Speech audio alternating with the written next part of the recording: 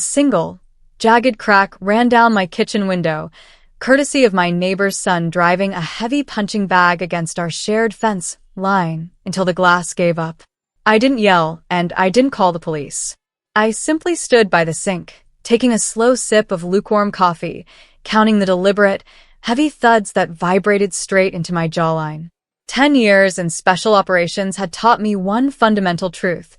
The loudest person in the room is always the most fragile. My name is Clara Vance, and to the people in my quiet suburban neighborhood, I was just an administrative clerk pushing paperwork for the government. I wore plain clothes, drove a dented sedan, and spent my weekends painting the back porch or helping my daughter with long division. Nobody on this street knew about the medals hidden in a locked safe in my basement, or the operational history buried behind security clearances that required high-level approval to view. I had buried that life because my only mission now was raising my daughter, Maya, in peace. That peace evaporated when Richard Sterling bought the massive estate right next door. Richard was a logistics tycoon who believed money was an absolute authority. He arrived with a fleet of moving trucks, a custom luxury SUV, and an overwhelming desire to remind everyone around him that they were beneath him. His son, Brock, was a 23-year-old bodybuilder packed with chemical shortcuts and a complete lack of discipline. Brock carried himself like a man who had never been told no, immediately setting up his training gear directly against my property line just to mark his territory. To make matters worse, Brock was married to my younger sister, Evelyn. Evelyn had traded our family name for Richard's wealth 2 years earlier, completely adopting their worldview. The first time she walked into my home after moving in, she didn't bother to knock. She stood in my small kitchen, placed her designer handbag onto my worn laminate table, and spent 20 minutes complaining about the price of her new marble countertops. She looked at my second-hand curtains and my daughter's drawings on the refrigerator with pure pity, tapping her manicured nails against the counter while informing me that I could have so much more if I just tried a little harder. I did not argue with my sister, nor did I flinch when she insulted my income. I simply turned back to the sink, washed the dishes, and let her shallow jabs hang in the air until she bore herself and left. I had survived war zones where the air tasted like diesel and ash. A bitter relative trying to show off was nothing more than minor background noise.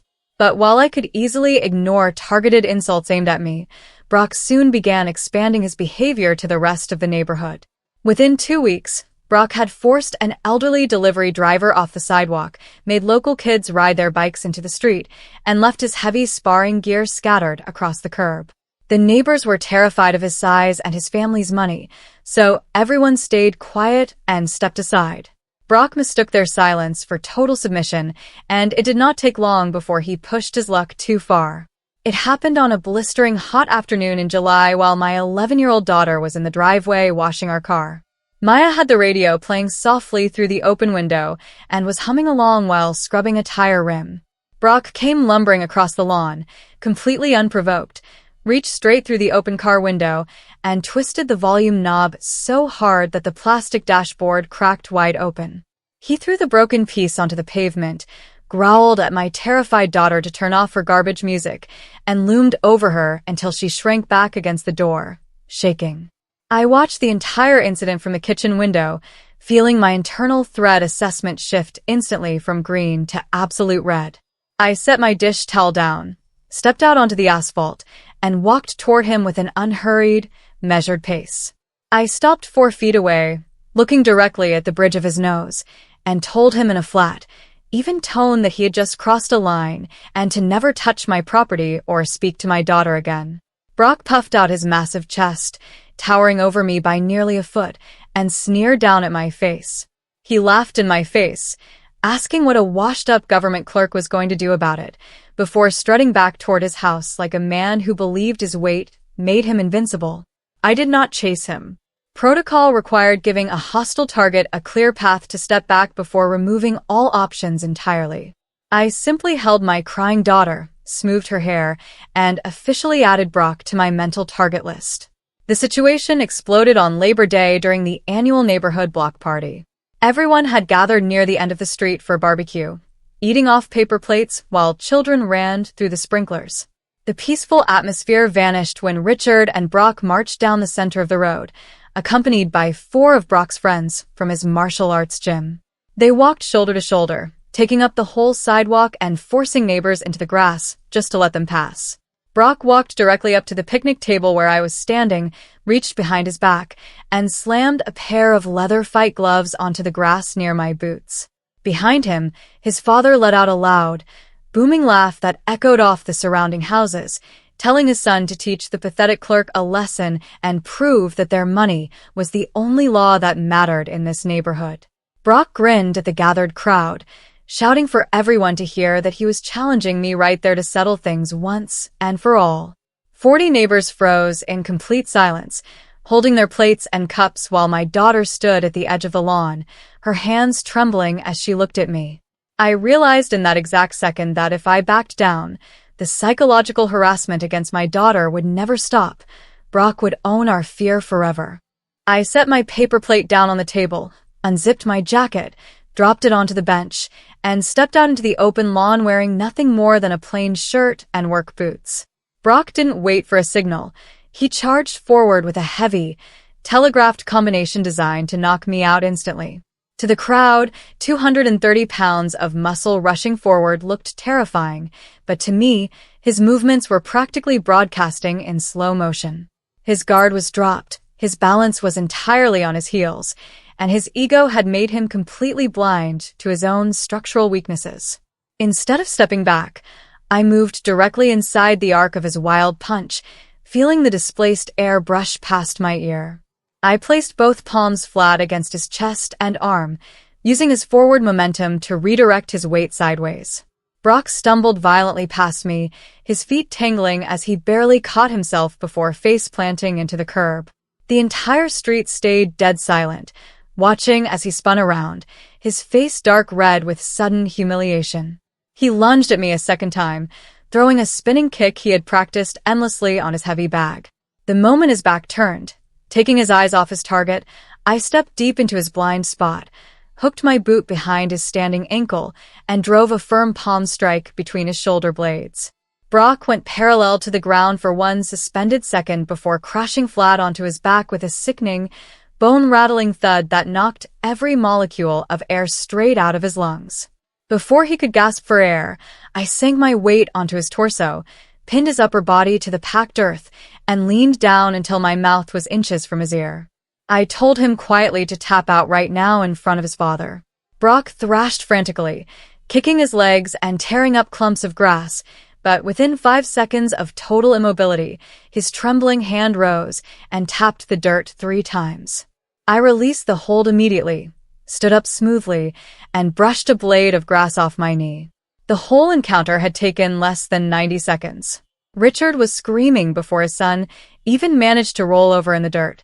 He charged toward me with his face contorted in absolute fury, but I dropped my center of gravity, locked my eyes onto his chest, and told him clearly that if he took one more step, I would treat him as a direct threat. He froze mid-stride, his jaw grinding as he pulled out his phone with shaking fingers, screaming that he was calling the police to have me thrown in prison forever. When 2 police cruisers pulled up minutes later, Richard immediately rushed to the officers, putting on a dramatic performance about how an unstable veteran had violently ambushed his innocent son without any warning. Before I could even speak, our elderly neighbor, Mr. Clark, stepped out from the crowd and told the officers flatly that Richard was lying. A teenager standing nearby held up his phone, showing the officer a crystal-clear video of Brock tossing the gloves, shouting the challenge, and throwing the first strike. The officer glanced at the footage, turned to Richard, and warned him that if he didn't take his son home immediately, they would both be placed under arrest for assault and disturbing the peace. Defeated in front of the entire block, Richard dragged his limping son toward their driveway, but turned back at the edge of the lawn to make one final promise. He pointed a trembling finger at me, shouting that he had endless resources, that he would track down my employer, and that he would personally ensure my military career and livelihood were destroyed. I stood calmly on the grass, holding my daughter's hand, and welcomed his fatal mistake. What Richard didn't realize was that his private logistics firm was currently bidding on a $40 million government transport contract, a massive deal that made up the absolute backbone of his company's future value. Driven by blind rage, Richard used his high-level business contacts to reach out directly to the Federal Procurement Office at the Department of Defense, demanding that I be dishonorably discharged and explicitly threatening to pull his multi-million-dollar commercial bid if I wasn't fired immediately. 10 minutes after Richard made that call, my secure government line rang in my kitchen. It was General Brooks, the Director of Procurement, laughing so hard into the receiver that he could barely finish his sentence. He informed me that when Richard made the threat, the general personally notified him that I was the senior security assessor assigned to review his company's bid file. By calling in a personal vendetta and threatening a federal officer, Richard had committed an explicit breach of contract ethics. The $40 million bid wasn't just rejected, it was permanently shredded, and Richard's firm was officially blacklisted from bidding on any federal contracts for the next 20 years. Within a week, news of the conflict of interest violation leaked to his private investors, who immediately pulled their financial backing. Banks called in his outstanding construction loans, major commercial clients canceled their leases to protect their own reputations, and the massive financial empire built on credit and arrogance entered a fatal, unrecoverable spiral. 2 months later, an unbranded, cheap moving truck idled in the neighboring driveway. I stood on my front porch, holding a warm mug of coffee, watching Richard carry out his own plain cardboard boxes while my sister, Evelyn, loaded her bags in absolute silence, unable to look in my direction. Brock sat in the back seat of the truck with his hoodie pulled low, completely avoiding the gazes of the neighbors who sat peacefully on their porches, watching the family pack up their ruined pride and drive away forever. I didn't cheer, I didn't wave, and I didn't say a word as the truck turned the corner and disappeared down the street. I simply turned around, walked back into my warm kitchen, and sat down beside my daughter to help her finish her homework. True strength never needs to shout, because when you build your life on quiet discipline, the arrogant will always end up destroying themselves.